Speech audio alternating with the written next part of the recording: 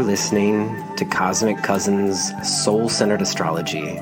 I am your host, Jeff Hinshaw. Thanks for tuning in. Cosmic Cousins is released on each new and full moon, and the intention for this podcast is to connect us to deeper learning, embodied health, and self-discovery, all through the lens of your soul-centered astrology practice. Thank you so much, as always, for being here, and to the generous support of our Patreon supporters who make this show possible.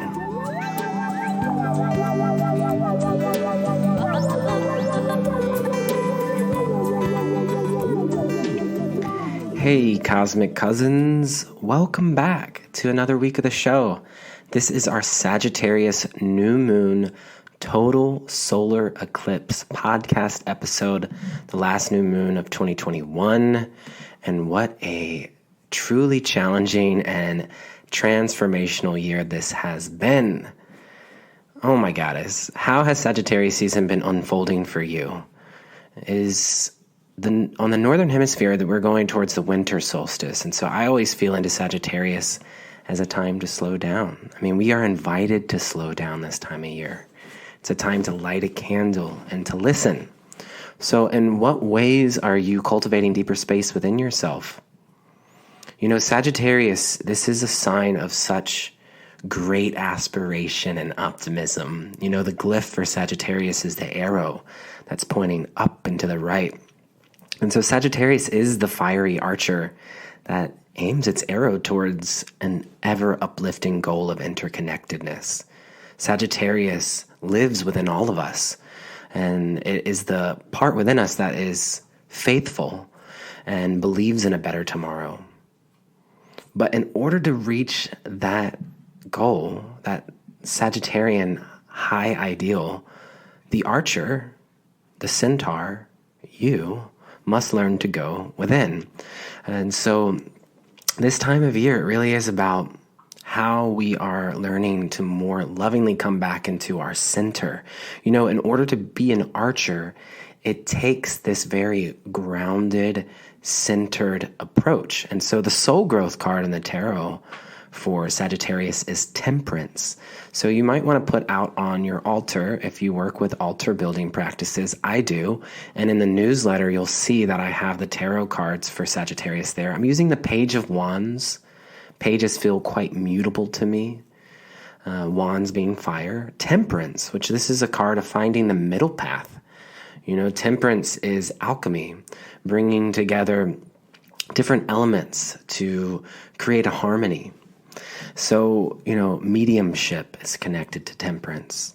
It's often depicted as an angel on earth, which we could say Sagittarians are.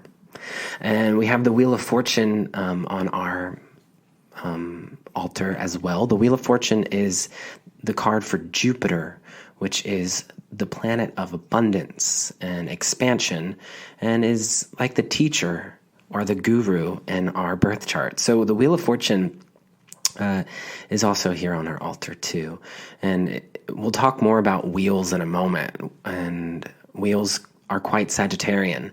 So it makes me think of Queen of Sagittarius, which is named by you all in the Cosmic Cousins community. Tina Turner sings Big Wheels Keep on Turning. So yes, happy Sagittarius season to you. Before we get into the download for this new moon and into our conversation after the download, we're going to go into a conversation with one of the co-founders of my favorite almanacs, which is the Honeycomb Collective. And so I have a really lovely conversation in honor of Venus in Capricorn, which is a transit we're experiencing here at the end of 2021 and all the way into March of 2022. Venus is in Capricorn. And so in honor of this, I thought it would be cool to look at the Honeycomb Collective, because it feels like a Venus in Capricorn offering, which we get into in our conversation with Madeline DeCotes, the co-founder of Honeycomb Collective. And Honeycomb Collective is the creator of these personalized almanac planners, which you'll learn about today. So more on that in a moment. But before we get into that, I have some important announcements for you in my own life and offerings. And so the biggest one, I think, and maybe for some of you listening to the podcast, it's not that big of a deal because maybe you're already not on social media, but a lot of you I connect with on Instagram. But in 2022, I have decided to step back entirely from social media platforms for the entire year. It is my hopes that the space this creates in my life will give me time to be more lovingly present in my email box and also lovingly present with my clients and students. And I'd like it to create some space for expanding my offerings more towards publishing. So a lot of this might feel quite Sagittarian, actually. Expanding my offerings. Sagittarius is about expansion, more towards publishing. Sagittarius is also connected to publishing. And so the new moon, it can be a time for us to set new intentions, although it is the solar eclipse, so it is about releasing things as well, and not necessarily putting things into action. And so I'm releasing this social media platform. So yes, from now on, email and newsletter will be the only way to remain in contact with me. Although the future is unknown, I am excited about this decision, and I wish the same for you this Sagittarius season, that you can find ways to release yourself from whatever limiting beliefs are holding you back toward greater freedom within yourself. So my email, jeff@brooklynfools.com. There'll be a link in the show notes. And I hope that this clears up space so that I can answer emails in a more timely fashion. That has been something that I've struggled with in the past. And I'm realizing that it's because a lot of my energy and time has been spent and drained in social media.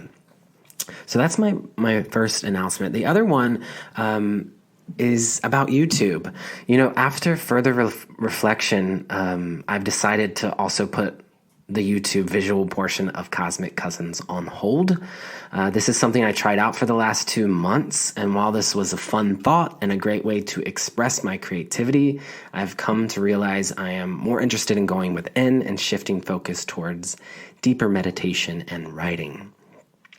So those are my main announcements, but I do have new offerings too. So I want to update you on these.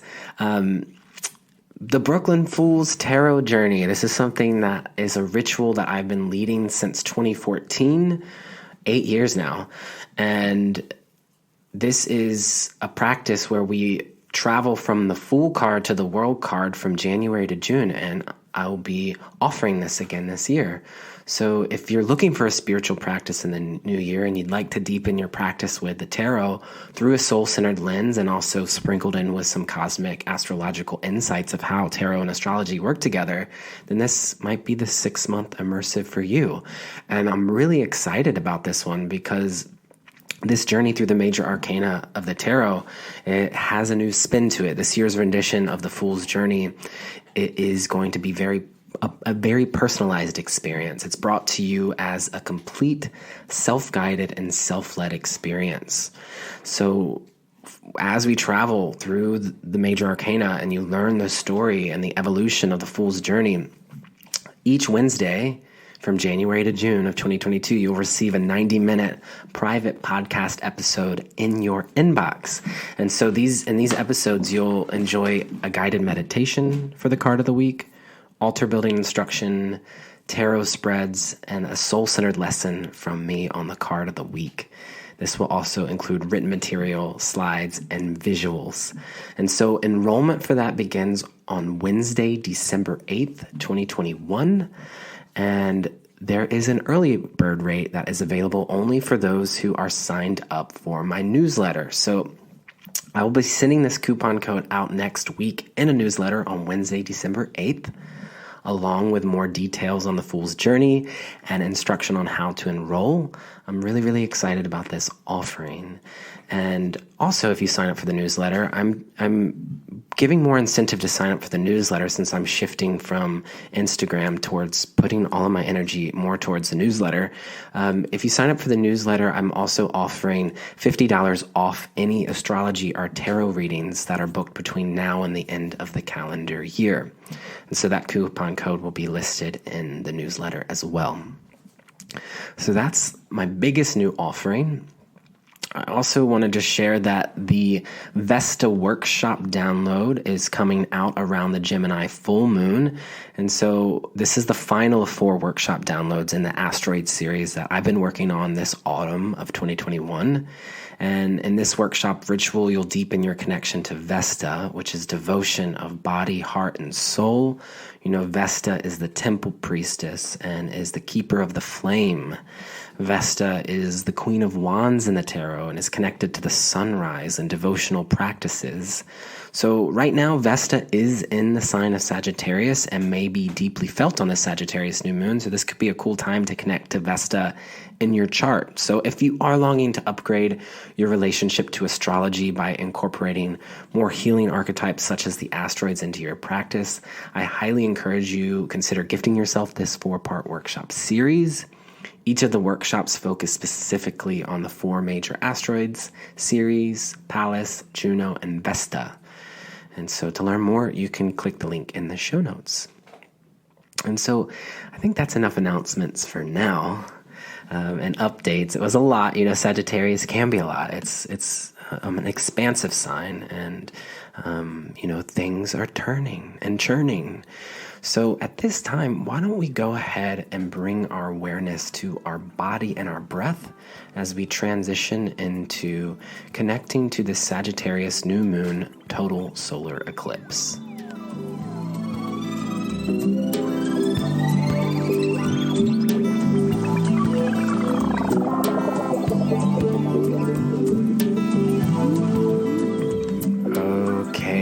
So the phrases I have for us here for this new moon: I trust, I expand, I believe. I trust, I expand, I believe.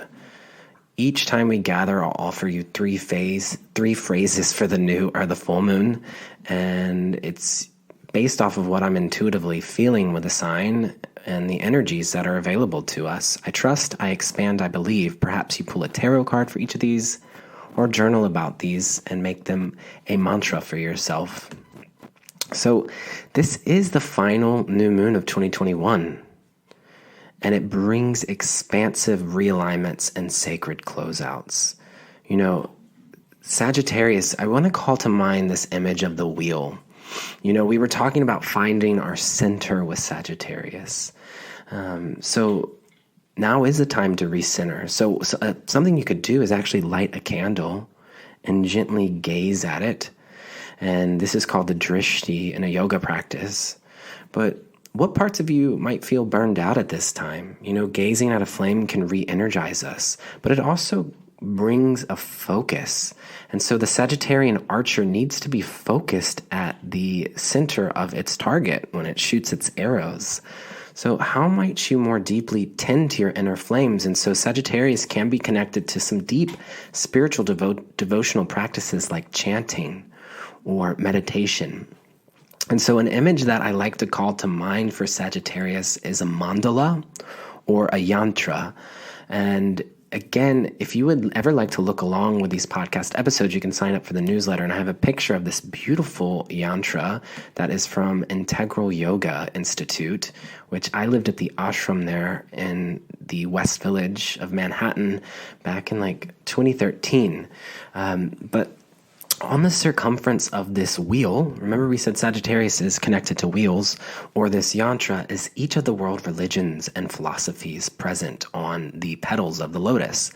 And there's also there's a circle on one of the petals that represents all other beliefs and religions that are not present. But yes, Sagittarius's connection to this wheel or this mandala or yantra is the goal, to lovingly gaze at the center of the wheel.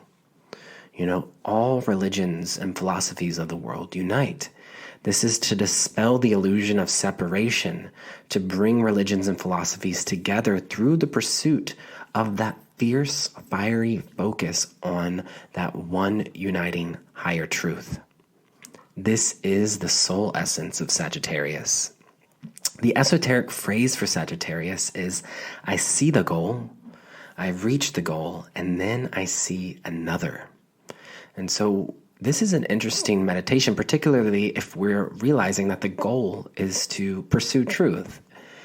And I see the goal, I reach the goal, and then I see another. And so it may take mutable fire, a lot of different expressions, and many Sagittariuses find themselves on a continual journey of self-discovery. And what this does is this creates a tempering process for the soul throughout one's life, where they obtain great wisdom and often will become great teachers or prophets. So on the Sagittarius new moon, remember, I trust, I expand, I believe. It's important for us to just come into this moment of realizing that this is a time of eclipse. So dynamic new insights are available at this time. You can think of a solar eclipse. The lights in the room are on, and then the power goes out, eclipse, and then it comes back on. What are you seeing that you didn't see before? And so in the sign of Sagittarius, it does gift us an opportunity to look at old beliefs that are limiting us from expanding into our power and into our soul's purpose. You know, Sagittarius is connected to the legs and the thighs, which is a very powerful part of the body. You can think of a horse galloping. You know, Sagittarius is about freedom and expansion into one's power.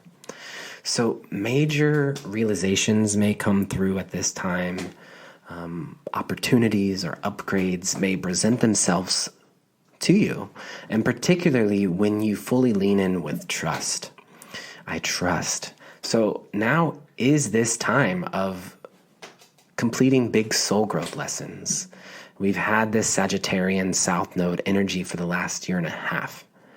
What I do think is important is it might not feel like sunshine and rainbows to all of us, because it is eclipse. And, you know, expansion, change, and evolution, it can feel daunting and it can feel scary, particularly if it stretches us beyond what we believe to be practically possible. So be gentle with yourself. Breathe into your soul's longing to expand. Breathe into the truth that you know is uniting. I choose to focus on what connects us, not separates us. This is a quote I come back to often. And, you know, there's a lot moving and shifting at this time.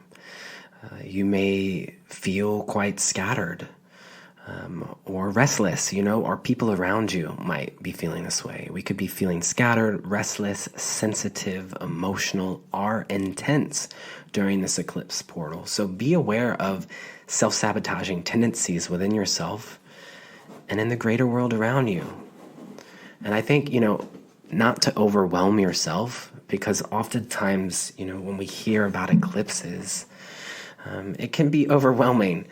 But I think from a soul-centered astrological perspective, remember that the solar eclipse is not necessarily the time to set intentions or to take action, but this rather offers us a window of opportunity to simply be with and listen to whatever wants to transpire.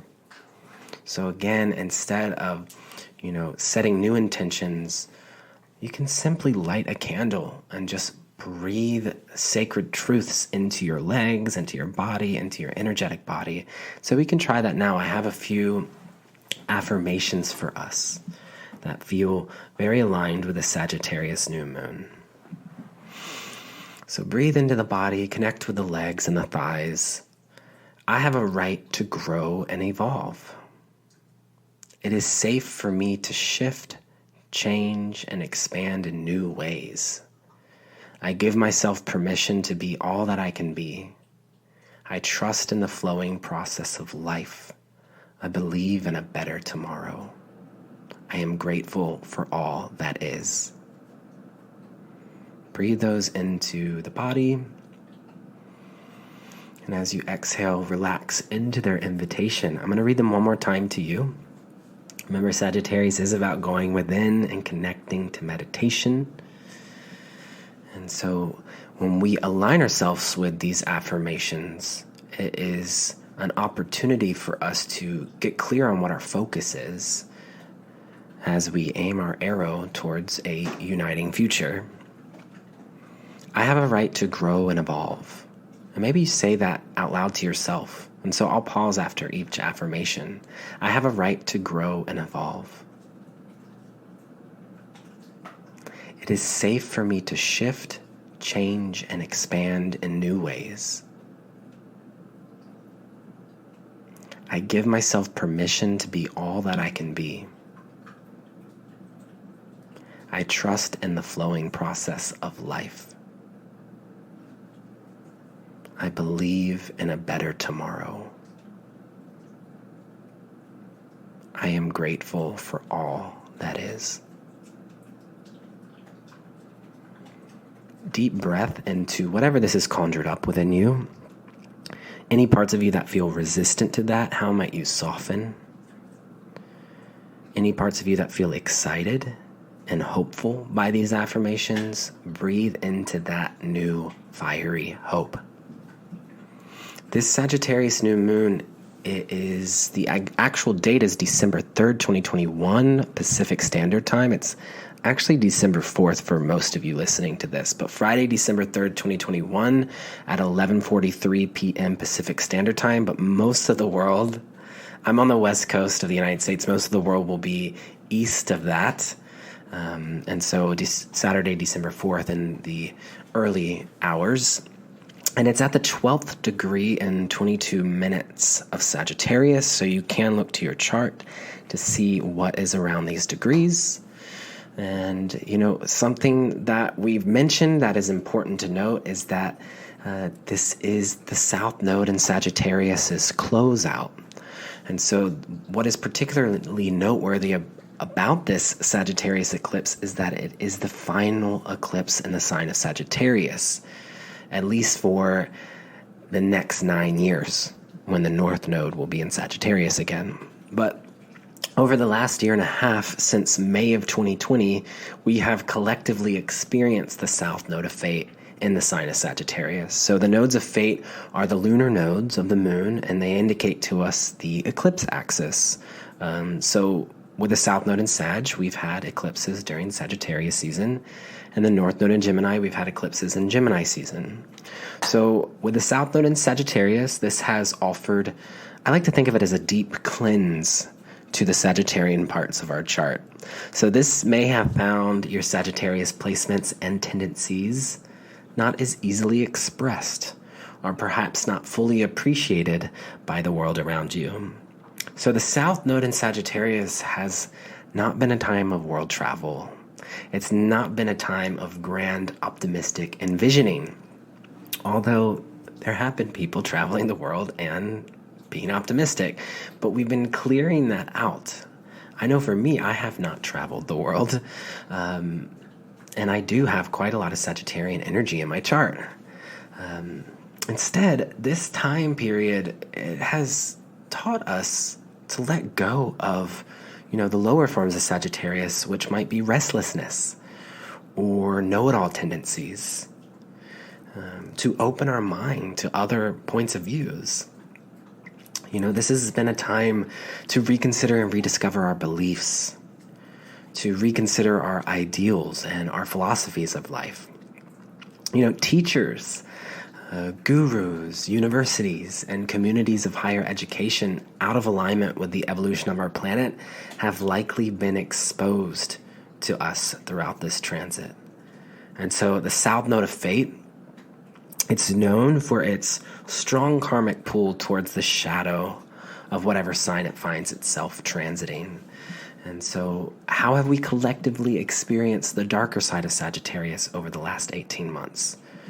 Darker side of Sagittarius, this is fiery beliefs, closed off worldviews, spiritual bypassing, blind ignorance and outrage, self-righteous religious grandiosity, conspiracy theories, and faith over facts.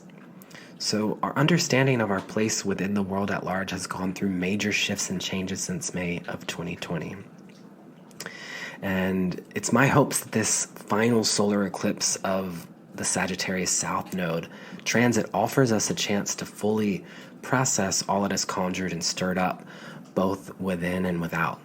And I hope that, whatever emotions want to arise on this new moon, that we can be present with and just allow them. Our Sagittarius placements have gone through this cleanse. And so as the nodes of fate shift signs in the coming month to Scorpio, Sagittarius will begin to likely feel renewed.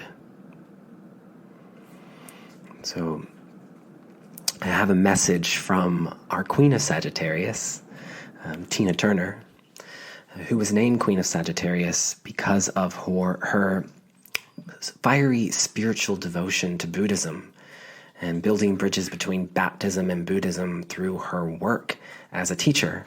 But she was also, a fiery performer and is in the Guinness Book of World Records for the largest concert ever, which I believe was in Rio in Brazil. So the largest concert ever. Sagittarius is larger than life, and Tina Turner is. I still haven't watched the documentary that just came out. I'm going to check that out. But Tina Turner is like a centaur. She's like this cosmic centaur sent from beyond. And she does kind of have that like leg power. So yes, this is a quote from Tina Turner, and it's from her book, Happiness Becomes You. Quote, "At every moment, we always have a choice, even if it feels as if we don't. At every moment, we always have a choice, even if it feels as if we don't. Sometimes that choice may simply be to think a more positive thought." Queen of Sag, Tina Turner. If you'd like to learn more about Tina Turner, you can go to the Cosmic Cousins website and click on Zodiac Queens. One thing that I thought was cool, I kind of went down a rabbit hole and did this because they were just so spot on, but I actually translated each of the Zodiac Queens' names. You know how names have deeper meanings? Like my name, Jeffrey, means Prince of Peace. And my middle name is Alan, which means noble stone. That's how I've translated it anyway. And then Hinshaw is time spent dwelling by the woods. So sometimes I will kind of chant my name to myself as a little meditation. Prince of Peace, noble stone, time spent dwelling by the woods. And I'll kind of like make a little rhythm and cadence to it. And I'm picturing like a centaur's hoofs on the pavement as I say that in this moment. But Tina Turner, Tina means anointed one. And Turner literally means maker of metal, turning something into metal, which is the alchemical process that's often seen on the Temperance card in the tarot, which is soul growth for Sagittarius. So Tina Turner means anointed one, maker of metal. And if you'd like to learn more about her life, I have linked up this. It's the Sagittarius panel and the Queen of Sagittarius podcast episode, which was live in New York City in December of 2018.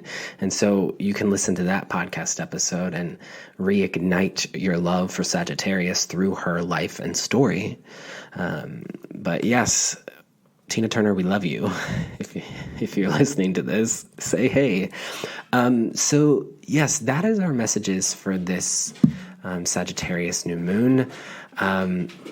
Again, in what ways are you cultivating deeper space within yourself? How might you more lovingly come back to your sacred center? I trust, I expand, I believe. So I'm wishing for you a fruitful Sagittarius season. I'll have another episode out for the Gemini full moon in 2 weeks. But for now, we're going to transition into our conversation with Madeline DeCotes of Honeycomb Collective. But before we do that, I would just like to remind you of some announcements. The Brooklyn Fools Tarot Journey 2022. I'll be releasing information on how to enroll next week on Wednesday, December 8th. So sign up for the newsletter to get that early bird rate. The workshop download on Vesta, the 4-part series, The Asteroid Goddesses, is available for purchase. And also, I have a few other December special offers I'd just like to say.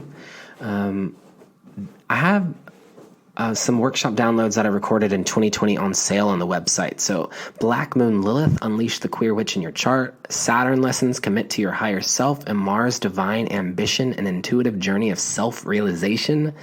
All 3 of these are on sale if you buy all 3 for the price of 2. And so That's for the month of December. I'm offering these 3 workshops as a package, buy 2, receive 1 free. So to purchase these workshops, the Black Moon Lilith, Saturn, and Mars workshop, before they are retired and no longer offered, I'm actually going to be taking them off the website at the end of the year. Click the link in the show notes or go to cosmiccousins.com to learn more. Also, Honeycomb Collective, who we're about to gather with, offered us a really special discount. And Honeycomb Collective has generously offered 10% off to the Cosmic Cousins listeners on any items from their art store. So you can use the coupon code CosmicArt10 at Honeycomb Collective's art store. And we'll talk about that in our conversation. And so at this time, I think we're ready to transition into our conversation with Honeycomb Collective. It is such an honor for me to introduce you to this company if you don't know of them already. So this is a little bit about Honeycomb Collective. On their website, this is what it says. It says, our mission is to create tools that support social transformation through the layers of self-awareness, harmonious community, and global abundance. Boom. The Personal Astrological Almanac is our first offering towards this aim, and we welcome your feedback and suggestions. That is along the lines of Sagittarius. I think it's cool. So the story goes like this. Honeycomb Collective is founded and operated by Madeline DeCotes and Colin Hockett, with support by Amy Marie Truax. I'm not sure if I pronounced that correctly. Sorry, Amy. The 3 of us met while studying at Portland School of Astrology in Portland, Oregon in 2017 through 2019. Madeline with a background in graphic and information design, and Colin with a background in technology, infrastructure, and software engineering wanted to collaborate and innovate something for the astrological community. The idea for the Personal Almanac occurred one day in October 2018 when Colin observed Madeline manually transcribing all of her personal astrological transits for the month into the journal. We should automate this, he said, and together they embarked on a journey of development, prototyping, and finding print-on-demand suppliers. So check out this almanac. I recommend it to all of my students and also to you all. And yes, let's go ahead into this conversation with Madeline DeCotes now.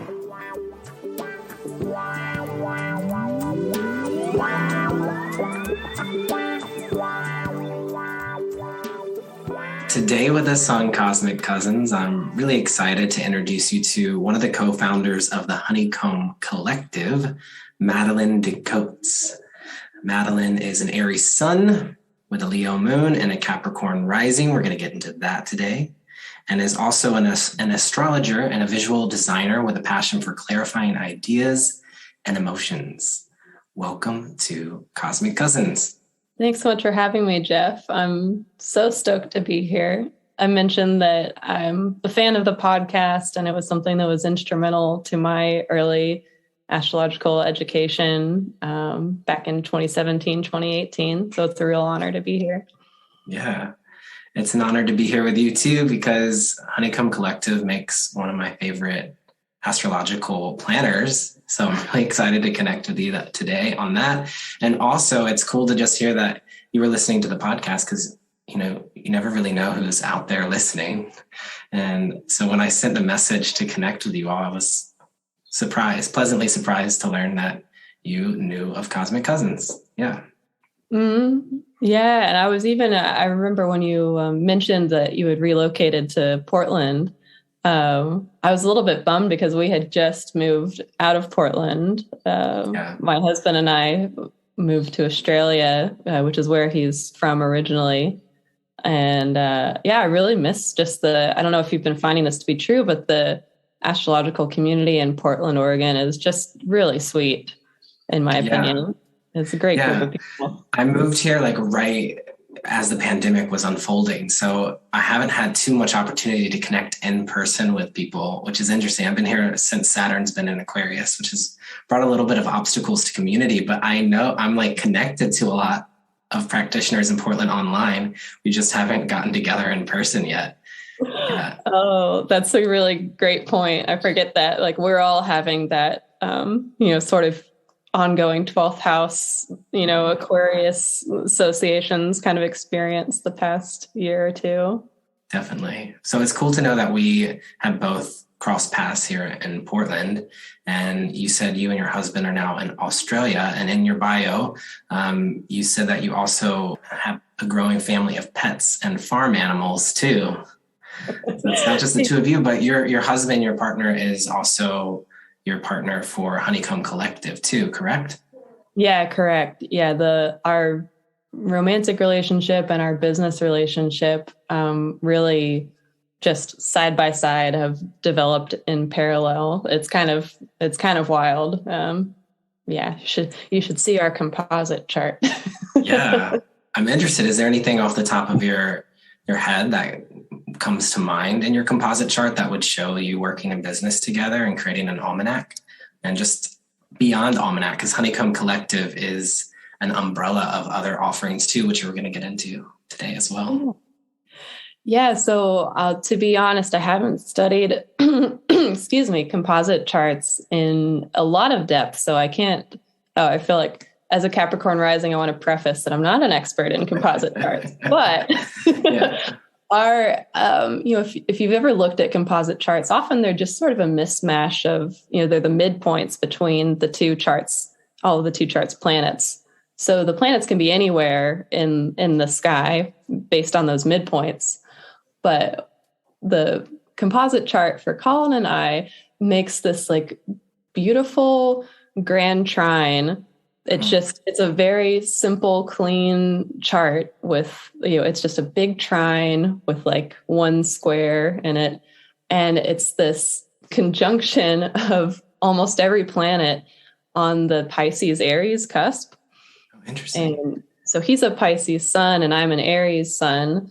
But other than that, it's like there's no reason why all of those planets should join together on that cusp, but yet they do.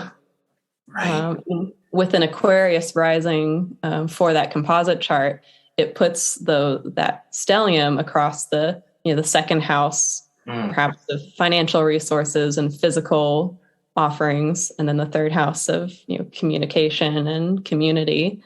Yeah, which a little bit right there. Makes a lot of sense with the physical items that you're bringing into the world, which is so cool in the astrology community because a lot of it is so ethereal and cosmic and through the internet. So to actually like have something physical, and I have, the planner right here, to actually touch something that's astrological is really special. And particularly with Honeycomb Collective, because I had been working with the pocket planner. I don't remember exactly the name of it, but it was a pocket planner for years. And then they just stopped producing or making them. Maybe you know which company I'm talking about.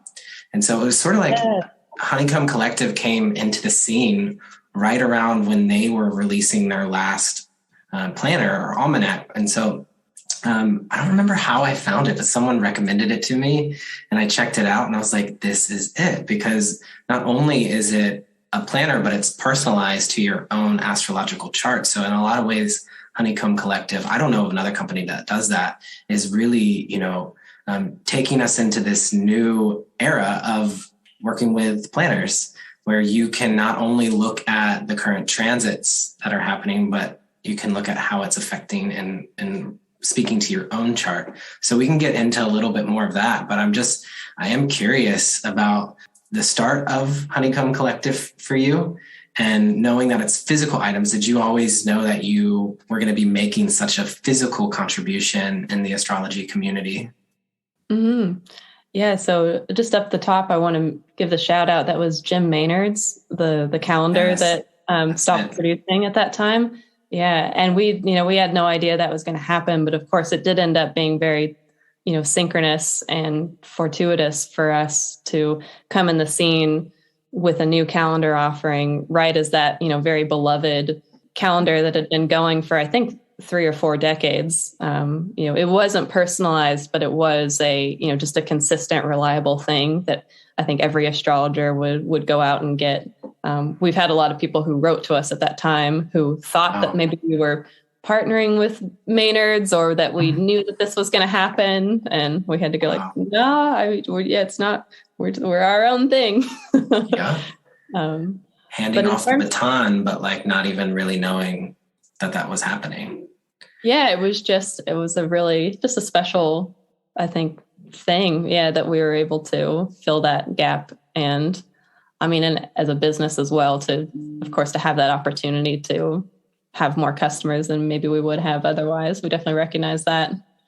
Yeah, but in terms of the physical offering, that was the inception of the idea for the physical almanac, or the personalized planner. It was the idea from the beginning. Well, more or less, Colin and I had been collaborating together, sort of knowing that we wanted to partner in offering something innovative for the astrology community.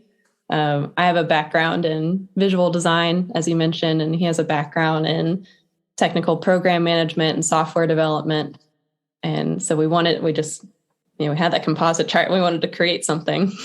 But the story goes that, one day he noticed me just taking the time to go through the ephemeris, find all of my personal transits, write them down in my bullet journal in my own calendar. And just, he thought, well, that's like a ridiculously tedious process. That should definitely be automated. Yes. And that was sort of the light bulb moment. Wow. Yeah. And I was seeing in his bio too, that, what does it say here? It says, studying astrology since the late 90s and writing astrology software as a hobbyist for many years. And so all of that came into use, and particularly seeing you, going through and doing all the small details and then automating it. So it's really fascinating. So you had the idea, and then how long did it take for you all to create the software before you were ready to launch? Yeah, so it was actually a pretty quick turnaround. I think it was about 6 or 7 months from the first moment of ideation to our official product launch at NORWAC 2019 in Seattle. And so we spent that was kind of October 2018 when we started to develop the product. And yeah, Colin has a beautiful Aquarius stellium. So he got to work right away in terms of developing the software infrastructure that was necessary for creating these automated personal transit planners. And I just essentially, building off of his infrastructure, refined as a communications and information designer, what will be the cleanest or most effective way to present this data, so that I think that my goal as a designer with the almanacs is that I don't want it to get in the way. I don't want the design or the presentation of the data to be so what's the word? A lot of times with astrological products, there's from a design perspective, there can be just an overwhelming amount of decoration, if you will. So right. Yeah. So wanting to just keep it clean and keep it simple so that a person using it can feel free to add their own personality, just the way as they will be adding their own interpretation to the transits. Yeah. And one of the ways that you do that, so when you look in the almanac, you have both, the current transits, but also how those transits will interact with the person who's purchasing the planner's chart. So the way that you separate them, and I'm looking, today when we're recording this, there's things highlighted in blue, which represent the way that it speaks to my chart, the current transits. And so it's actually like really detailed. Like if someone didn't know what they were looking at, like there's a lot of information there. But for me, it's broken down in such a clear way. And there's the whole section in the front that will teach you the glyphs of each planet and astrological sign. And so it's really like there's a lot of keys, and I really appreciate that a lot. Another thing that I like that you're doing is you are teaming up with other artists, which you are an artist yourself. And so at the start of each astrological season, you'll have artwork. And so I believe this is artwork by you. Am I correct? Yeah. Yes, so here you'll see the Sagittarian centaur. And I quite love the drawings that you've done here for each month. And I think I've gotten the planner twice now, and I've had the same artwork. And they feel like friends to me now. But I did just order my new almanac for next year, and I chose one of the other artists that you have. So that could be cool. When did you decide to start expanding out to introduce other artists into your collective? Yeah, it was early. I think it was about May 2020. If that's correct. Time is kind of a blur these days. But our first artist who partnered with us, Ophelia Mandara, she actually contacted us and had sort of an idea or a just a feeling blossoming for her that she wanted to somehow collaborate. And from there, we just expanded on this idea that we could partner with artists in the astrological community to add another layer of customization to the almanacs and calendars, so that that first year it was either select the Honeycomb default art, which is my illustrations, or for a small extra price add this customized transit-based artwork from Ophelia, and 90% of the proceeds will go to 90% of those that extra price will go directly to the artist. So it's a cool way to both add another layer of customization and then also feel like you're definitely contributing to an individual astrologer artist. And what's cool about the different designs, like Ophelia's design and several of the other artists in our store, they're based on the ever-changing transits of like that particular month in that particular year. So Ophelia is illustrating the ingresses of the planets, and some of the other artists are illustrating like just transits themselves. And so one year to the next, the artwork is not going to be the same in your calendar, which is super cool, in my opinion. It is cool. And I'm looking at Ophelia's work right now, and there's also t-shirts available too. So you have an art store as well. Yeah, this is a brand new offering, which is, we're putting more work into this just in the past couple of months, really. But our artists from the Almanac, we've partnered with the same folks to just expand the ability to engage with them and their artwork. Because previously you kind of had that crisis moment when you were shopping for your almanac, like, I love all of these artists. What am I going to do? I have to choose one for my calendar. Right. And now we're suggesting. I did have that problem. Right? I know quite a few of them too, which was also cool. I didn't realize you've collaborated with quite a cast of artists, which is really cool to see. Yeah, it's super. I mean, I love all of these artists. Alex Mon also offers beautiful, beautiful paintings that illustrate the decans and the asterisms from just like a really meditative, sometimes even like a little bit of a dark perspective, which is super deep. Helpful. Yeah, so deep. Zine Claire also has a great following on Twitter, especially, and also Instagram, where they're an artist from the Philippines, and they've chosen to essentially put faces on the planets, and through this sort of like really cute characterization of the planets, you connect with their essential personalities more deeply. So this one that we're looking at right now that's on the shared screen, I thought was really cool because it says, I didn't actually know about this before. What is it? The Thema Mundi? Mm-hmm. It's said to be the birth chart of the universe, and it's illustrated here. Yeah, the Thema Mundi, it's essentially a cool teaching concept in ancient astrology or in traditional astrology, where the birth chart of the universe is said to be a Cancer rising with the moon in Cancer and a Leo sun with the sun in Leo. And it sets up this chart to where you can understand the rulerships, the traditional rulerships of the signs based on this little story of like, Mercury was the next planet out from the sun, and it was trying to get away from the heat of the sun. So it put itself in Virgo, and then Venus was trying to get away from the heat of the sun. So it put itself in the next sign, which was Libra, and so on. Mars went into Scorpio and Jupiter went into Sag.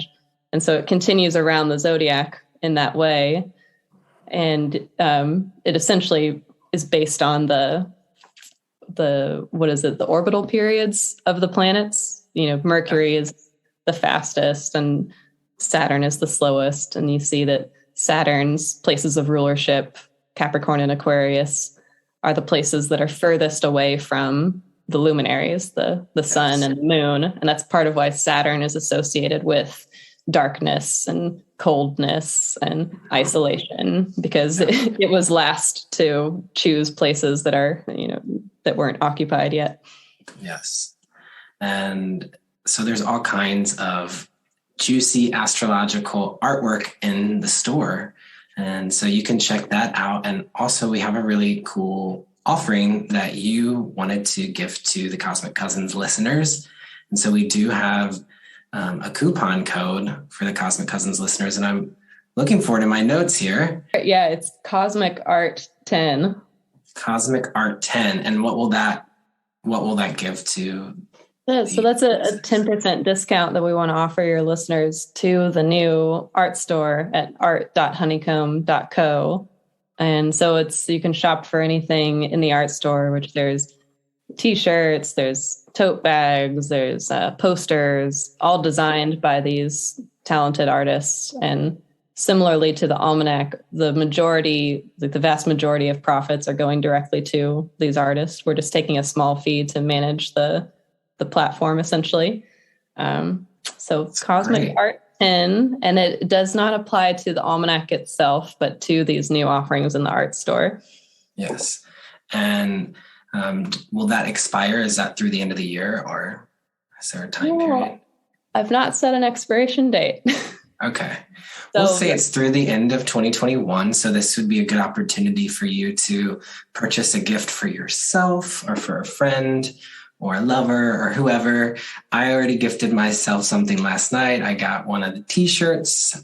There's some really cool things in there. I encourage you to check it out. I'll put a link in the show notes with the coupon code there. I'll also post about it on Instagram too. And I hope that, you all gift yourself something nice and support this really cool company and all of these incredible artists, which is, making me think about part of the reason why I felt inspired to invite you on the show now was because of the current transit that we're experiencing, which is Venus and Capricorn, which we will have the lovely opportunity to get to know Venus and Capricorn more deeply this year and into the new year, because Venus is in Capricorn for about 4 months because of the Venus retrograde.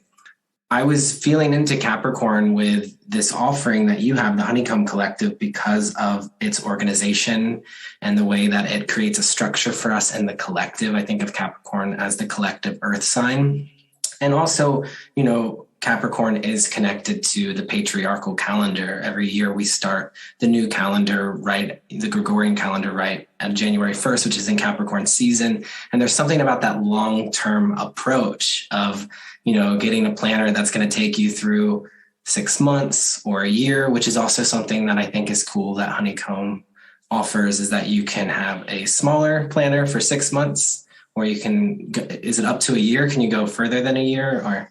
Yeah. At the moment, just up to a year. Yeah. So it's cool. So it's long-term planning of Capricorn too. And Venus is things that we're purchasing for ourselves. And also I'm thinking of supporting other artists. So when I think of all the artists that you have, Venus and Capricorn is a collective of artists coming together to form a business. And even just knowing that now, I didn't know this before, but you and your partner have created this business together feels like Venus and Capricorn to me too. There's a lot of different ways that I feel it. And you're also a Capricorn rising. So how are you feeling into Venus and Capricorn? And is there anything that I'm saying that's ringing true to you when we meditate on Venus and Capricorn and Honeycomb Collective? Oh, absolutely. I mean, one thing that I noticed, you mentioned looking at Honeycomb's inception chart as a company. And so I reviewed that a few days ago, and it dawned on me that as a company, our Venus is in Capricorn really at the same degree that Venus is going to be stationing retrograde conjunct Pluto. Yeah. That's pretty potent. Yes. And so, yes, what we're referring to is Venus is going to go all the way up to Pluto. And is it at the 25th degree of Capricorn? 26 degrees, 29 minutes will be the retrograde station. Yes. So Venus is going to hang out with Pluto for a minute and then station retrograde. And so this is really interesting. It's the Venus return for Honeycomb Collective. And it's also right here with the South Node as well. So cool to see that. And in the 11th house, you know, again, artist, Venus, in our community, and, you know, and giving them a job, you know, this is really great manifestation of that, but also creating something beautiful, Venus, for the collective 11th house that allows us to be a bit more grounded and practical in our astro practices. So, and creating the structure, Saturn there too. So it's really cool to see all the ways that is unfolding for us. And just intuitively, when I thought Venus and Capricorn, it was like, oh, this would be a good time to connect to Honeycomb Collective. Why the name Honeycomb? So the name Honeycomb refers to this concept that, you know, much like how bees create like a really cool structure for their community in terms of, you know, creating hives, creating this geometric structure, through the individual sort of studying astrology, getting more familiar with their own, you know, their inner universe, you know, as well as developing compassion for the fact that everybody else in the world has their own, you know, little universe going on. It sort of ties into this concept that we each work on our little cell in the hive or in the collective, you know, developing ourselves, developing compassion for others. And through that, at least I believe, through studying astrology, each person is better able to connect with their life purpose, you know, their skill sets, their appreciation for who they are and why they're here on this planet. And the more people who are able to do that, you know, the more people around the world who feel connected to their purpose and their appreciation for themselves and their appreciation for others. Just imagine the powerful, just the impact that can have on the world, and how we can, you know, innovate together in this coming Aquarian age. So sort of all of that is the idea. Yeah. The rippling that it creates. Yeah. Which is making me think of the Aquarian glyph too. And just thinking about even like this Venus and Capricorn transit that we're experiencing is answering to Saturn and Aquarius. And so it does feel, even though in the chart for Honeycomb Collective, it's Saturn and Capricorn, it is interesting that you are really building your company while Saturn's moving through Aquarius too, which in many ways we can say is creating structures, Saturn, for the astrological community, Aquarius, moving forward. And so we have this Capricorn energy in Honeycomb Collective's chart, and you are a Capricorn rising, and Mars is it okay if I share your chart? Oh yeah. As I mentioned before we started recording, I'm a double fire sign. So any opportunity to talk about my chart, I'll take it. Yeah. So double fire, then you have this Capricorn rising, and you know, Mars is right here. If we're using Placidus calculation, which I am right now, it's in the 12th house, but right here on the ascendant rising. And what's interesting is before I sit down with a call, I will roll my 12-sided glyph dice to just like feel into the energy of the conversation. And I'll also pull a tarot card too. So I want to share with you what the dice roll was. Are you familiar with these glyph dice? Yeah. They're so fun. So we got Virgo, which was cool because Virgo is also about planning and details, and earth sign. We have the first house. So then I was like, okay, so getting my life together as an individual, that's how I use the planner. And then we got Mars, taking action. So there's this connection to Mars in the first house and to earth sign, which immediately I also thought about your chart too, where you have Mars kind of right there too. And as you know, an Aries, this is your ruling planet. So what do you think of these three in relationship to Honeycomb Collective, Mars, the first house, and Virgo? Does that bring anything up for you? Oh, absolutely. Yeah, I love it. You know, we mentioned also before we started recording that, you know, you and I have this connection where our Mercuries are in Pisces, but then we have a prominent Virgo placement as well. And what does that feel like as an individual? For me, it's the South Node in Virgo. And I, resonate so strongly with Virgo energy, and especially Virgo's trappings of, perfectionism and hyper anxiety, and just feeling as though, you can't give enough or you can't serve enough. Like all of those things ring so true for me. So I think in part it's bringing up for me some of the lessons I've been sort of forced to learn lately with, I think some of the recent transits that we've had in November 2021, as this is being recorded, with the Mars Saturn square.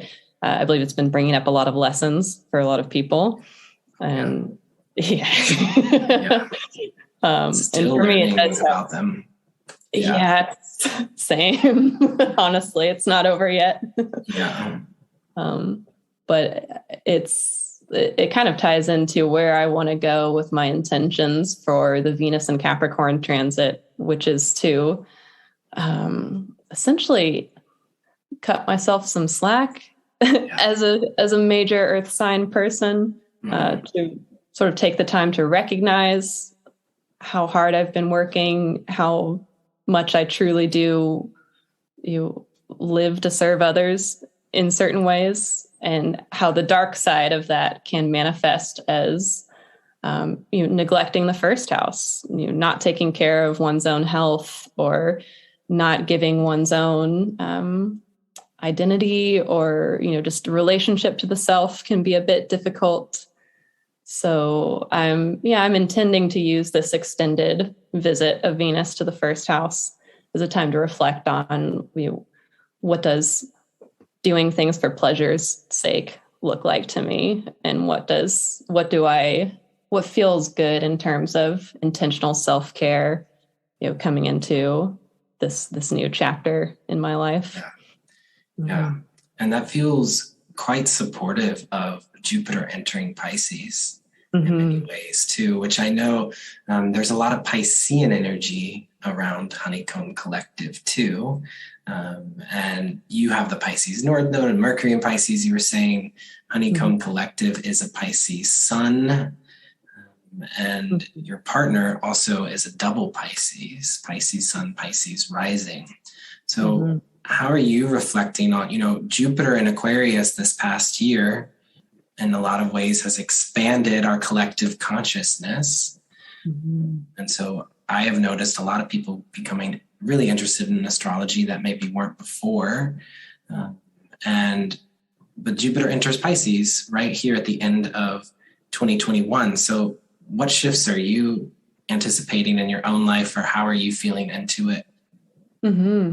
So with Pisces being my third house, and also being the place where my Mercury resides, and I say third house, I primarily view my chart in whole sign houses. So I'm thinking a lot about this aspect of the third house that to me has to do with the people that you surround yourself with, like your local neighborhood, your community. I think of like roommates and neighbors being third house people. And those I've been, we all have been in some ways through the pandemic cut off from our third houses, like our local, just our ability to connect with other people, to have a sense of local community has been so restricted. And so in some ways I see that for the collective, for all of us, Jupiter in Pisces, finally saying goodbye to Saturn signs, for at least the next decade, and being able to re-enter a place of domicile where Jupiter wants people to connect with each other, wants people to feel as though they're not alone and that they are together, and all of these wonderful benefic things that Jupiter represents. So I'm expecting to be able to have a little bit more fun, a little bit more maybe like real life connection with folks, maybe not so much Zoom connection, which Jupiter in Aquarius has just felt like 80% of my life exists on Zoom. Here we are. Here we are. Yeah. It's a blessing at the same time. Thank goodness we've had, virtual ways of staying connected. Yeah. I was thinking about this as a double Aquarius myself. I've been leading Zoom calls since like 2015. And it's so weird for me now for everyone to be on Zoom. And I've, always used social media as a platform to communicate with people. And now everyone's using it. And I'm sort of like, this is wild to be in this Aquarian energy where I feel like everyone is kind of vibrating on the frequency that I normally do. And it, in some ways it's like burning me out as an Aquarius a bit. Jupiter is right on my sun right now. I have sun in Aquarius at the 25th degree. So, yeah. So I'm looking forward to Jupiter entering Pisces and giving my sense of self a little bit of a break. And I also have Jupiter and Pisces in my natal chart. So little Jupiter return is coming up. Oh, that's so exciting. Oh, a couple of things that brought up, though, just how cool, with being a double Aquarius, that you're sort of a trendsetter, as it were. Like, I was using Zoom since 2015. I know. That's not even like how I meant it, but like I have been. And just because I had the desire to connect with people from other places in the world and online, and that's just kind of where I reside. So it is interesting, but I didn't mean it like that. Like, well, I know you didn't, but it was cute. I was like, that's such an Aquarius vibe. Accidental trendsetter. Yeah, exactly. Also the vibe of being overwhelmed by how much the world has sort of like circled around some themes that you feel as an Aquarius. Like, I resonate with that in terms of being a heavy Capricorn person. When the world was going through 2020, and even still through today, that conjunction of Saturn and Pluto happened. It was on top of my Mars and really close to my ascendant. That's right. And I felt like, oh God, the world is now vibing with where I often vibe with, in terms of knowing that things are pretty heavy in the world. Like, it's not all hunky-dory. We've got some problems that need to be addressed. We've got some new, the structures aren't really doing it for folks. Exactly. Yeah. And like, even before we sat down for this conversation, you had mentioned to me, do you want me to record on my end, like in local recording? Like, you had this backup plan that like, I've never even thought about that before. And so your Capricorn rising came through really strong in that moment, but I can see how that would be similar to like, oh, this is how I'm always kind of like thinking about the backup plan, or, things maybe going awry. And it reminded me of when I did the Zodiac Queens project back in 2019. I did a panel where I had like a Sagittarius panel. 3 Sagittarians came on, and we kind of talk about the final 2 Sagittarian figures, and they would help decide who was going to be Queen of Sagittarius. When it came to Capricorn, the 3 Capricorns that I asked, 2 of them had to drop out last minute because they had work-related things come up. And so it ended up just being me working with 1 Capricorn one-on-one, and then the whole conversation, the file corrupted. And it was the only conversation in the whole Zodiac Queen series that I just couldn't put online. It was like there were so many obstacles around it that even just bringing a Capricorn panel together, it like just didn't even happen for some reason, And that's back when Saturn was in Capricorn, right? Yes. Yeah. Exactly. Which you have Saturn in Capricorn. And I'm so interested because we're experiencing the Saturn and Uranus square all year. It's the main signature for 2021. We're coming up to the 3rd and final square, but in your birth chart, you do have Saturn and Uranus conjunct in Capricorn. And I know that a lot of people listening might also have that energy. It's a generational thing going on, but it is tightly configured in your chart. It's Uranus at the 1st degree and Saturn at the 2nd degree. So how do you work with that energy of Saturn and Uranus hanging out with each other? I mean, I think it's beautiful. Of course, there's beautiful things about all of our charts, but it's also really annoying. It's definitely a struggle too, because The very first astrology reading that I ever received, the astrologer, her name is Kelly Davidson, and she was based in Portland locally.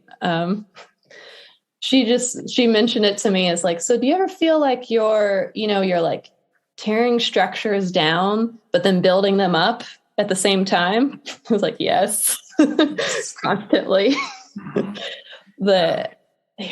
And just manifesting as like, I will so often in my life have these sudden departures from, whatever it was that I had been working to build up. Like, say I'll be at a job for a couple of years and get to the point where, okay, I've now established my reputation at this job. I'm like known for being a good Capricorn, Virgo, Taurus person. Like, I've become indispensable to this company, but suddenly I have another idea and I'm going to leave. And just and as a Capricorn, how difficult that is, because you work so hard to get to a certain point and to feel like you have a sense of accomplishment. But if you're suddenly starting over again, it's necessary. I believe that, it's part of my life path to incorporate that energy, and that we need new structures, and we need to, not just follow the plan and climb the corporate ladder or whatever. We need to create our own ladders and create the culture of the future. But yeah, it's a lot to to do. And it feels like, you creating Honeycomb Collective is you doing that. It's Uranian. It gives you freedom, and it's connected to a very Uranian practice, which is astrology. And you're creating these new structures within that. And so the tarot card that I pulled today, I thought was really sweet. I'm using the Fifth Spirit Tarot. The reason why is because it was created in Portland, Oregon. And I know that we have a connection to Portland. And it was created by Charlie Claire Burgess. And it is for a world beyond binary. It is a queer deck. And the card that we received has no figures on it. It is a brick house. It looks very Capricorn, and it's the Ten of Pentacles. Ooh, yeah. So the Ten of, I don't know if it looks a little blurry on the camera, but the Ten of Pentacles. So it's a house with, there's like smoke coming out of the chimney. So there's people inside the house, and there's flowers and, nice bushes and shrubbery. And there's these evergreen trees in the background. And I'm just going to read, in the little kind of keyword book, what the Ten of Pentacles says. It felt quite Capricorn. Legacy, longevity, lineage, established roots, prosperity. You are a part of something bigger than yourself. Take care of it, and it will take care of you. It makes me want to cry. That's really sweet. Yeah. That is the heart, I think, of Capricorn. They just want to take care of people. They're very connected to their polar sign of Cancer. It is all about just serving your family, serving your community, and doing the necessary work that it takes to make sure that others are comfortable and secure. That's super sweet. And it also feels quite connected to Honeycomb Collective to me too, which is, I was pulling the card for this conversation today, and Honeycomb Collective and its chart, and we have the North Node in Cancer. So it's making me think of that polarity here. And there's a sense here of, I'm feeling the Piscean energy too, which we kind of started talking about. But I'm curious how you feel the Cancer North Node and this Piscean energy coming into your offering and your business. Yeah, I mean, one thing that comes to mind is just how we feel about the astrological community. Like we love it so much. We love our customers. We love the sense of, for each of us personally, for Colin and myself, and for our operations manager, Amy Marie, who also works integrally, who's an integral part of the company now. I think we've all personally felt such just validation and, wonderful nurturing vibes from the astrology community with that Cancer North Node. And so when what we do with Honeycomb is really a labor of love. We I don't know. It's a bit awkward to be like, oh, we're such a loving, caring company. But customer service is like super important to us. So we get a lot of, as you can imagine, creating something that's a personalized product, and astrologers are very, their own chart or the way that they practice astrology is very, close to their hearts and very important to them. So we deal with a lot of customer inquiries in terms of, just, anything that could possibly go wrong in the process of getting a customized product to the end customer, as well as all the various features that people might want to see that aren't there yet. And we just take the time to talk to each person, for however long they need, and to ensure that they're getting, like, this thing is going to be, it's so intimate to you at the end of the day. It's like, it's your chart in physical form, and it's your daily life that you're working with. So it's, I think that sense of intimacy, really, that emotional connection comes through for me. Yeah. And the care, the sensitivity, the compassion, but also it's quite a spiritual practice for me, astrology is. Mm-hmm. And I do feel that Piscean energy come through there too. And even the magic of it. Mm-hmm. Mm-hmm. The playfulness of it. Like there is a playful quality to even the artwork that's in the planners as well. Mm-hmm. And it's bringing in your own chart where we said Uranus and Saturn and Capricorn, but then Neptune is hanging out there too in Capricorn too. Mm-hmm. So there is this interesting and cool combination of Capricorn and Pisces that we're feeling for Honeycomb Collective. And also these are energies that are taking us into the new year with Venus in Capricorn and Jupiter entering Pisces. Mm-hmm. So if you don't have a Honeycomb Collective planner, go ahead and get yourself one. This is a good time to join the family. Yeah, that's right. Oh, and I do want to mention, because we get this question a lot, but with the current design of the almanac and the planner, the calendar, it's a transit, it's transit data. So you mentioned earlier that there's glyph key, there's introduction content to kind of help you get familiar with how to read it, but it's intended for people who are avidly studying astrology and who are interested in essentially learning to speak astrology or read the glyphs for themselves, because it's not the kind of thing that's going to tell you today is going to be a good day or you should plan for this year. It doesn't provide any recommendations. It just provides the data so that you, through your own practice, determine what you want to do with that data. Yes. And it's user friendly enough for someone who's a beginner, but also as someone who is a professional astrologer, it is very supportive for me. And anyone who does one-on-one mentorships with me, I recommend that they pick up one of these. And because it helps to deepen your studies. There's a lot of opportunity to here in December, it shows, you can't really see on the screen. Oh, there you go. But it shows my chart here and where the planets are transiting in my chart. So there's just a lot of different visual components and tools that you can use. So yes, pick yourself up one. And the cool feature that I like that might be a little bit newer that you may add in, because you keep improving it too. There's you keep adding things to it, is that you also provide the asteroids as an option that you can turn on. And so that's been something that I've been deepening my studies with this autumn. I've been releasing a workshop download once a month starting in September for each of the 4 asteroids in the order that they were discovered. And so, yes, if you've been learning the asteroids with me this autumn, the asteroids are also included here, the 4 main asteroids, and then also Chiron as well.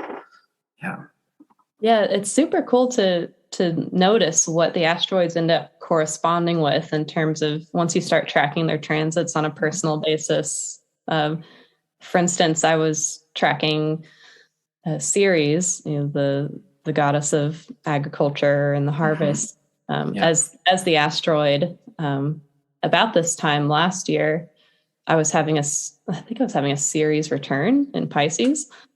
And so the asteroid Ceres returning to the same point that it was in my natal chart. And I discovered this nature-based learning community here in Melbourne that was the group was literally called Ceres. It's like it's a permaculture community. It's very, I think they're obviously taking inspiration from the goddess Ceres. But I was like, oh, that's so funny. Like Ceres, the asteroid, is making a prominent transit at this time for me. And now I'm like connecting with this community that's literally named Ceres. Yeah. That's been my experience of the asteroids. They can come to you in such literal ways. Mm-hmm. And when I was, spending time with Ceres, preparing to teach the workshop on Ceres, I even found an image of Ceres on my walk in my neighborhood. And one of like the free box libraries, there was like a laminated picture. I don't know if it's technically Ceres, but it is a woman who has a tool, a harvesting tool that's Ceres glyph, and it's harvesting. And so it's up on my wall in my office right now. That's so beautiful. The asteroids are super kind of magical and ethereal like that. And the more that you work with them, the more that they'll communicate with you in your own chart. And I think that they speak to many themes that as astrologers and artists and healers, that their stories and their archetypal journey speaks more directly to a lot of the themes that we're working with than, maybe like Saturn or Uranus are a bit more of societal and collective energies. But the asteroids seem to be, they have like this really personal storyline that I really need in my life right now, in my astrology practice, as I continue to expand. So I like that you included them in the planners. It's really special. Yeah. Do you have Black Moon Lilith as an option in there? We don't, but we have gotten that request a few times. So it's on the possible development list. More to come. Lilith always being left out, I know, poor Lilith. That's okay. She'll come when the time is right. Right. I bet there'll be some major Lilith transit or something. Yeah. That must be it. That's fine. I might take a little sneak peek to see what would be an appropriate time for that release. Yeah. But either way, I know so many people in the Cosmic Cousins community are already such fans of Honeycomb Collective and your work and your offerings. When I posted on Instagram that I was going to have you on the show, people were like, heck yes, I love Honeycomb Collective. So we really appreciate the services that you're providing, and we hope in that, Capricorn way that you'll be around for years to come. I hope so too. Thank you so much.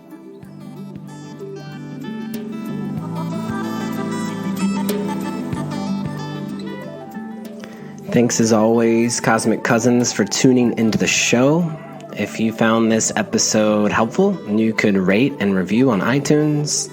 You could sign up to become a monthly contributor to the show at patreon.com/cosmiccousins, or you could consider purchasing a workshop download or a reading with me. And so if you'd like discount codes for readings and for the Brooklyn Fool's Tarot journey that's coming up, sign up for the newsletter, because I'm not going to be on social media anymore in 2022. I'm really looking forward to that. So again, it's my hopes that this Sagittarius season offers you an opportunity to really get clear on what it is that the new vision is for you. I am encouraging you to slow down as we head towards the solstice, to light a candle, to come back to your body and your breath always. And again, take sweet care, cousins, and remember, deep breaths.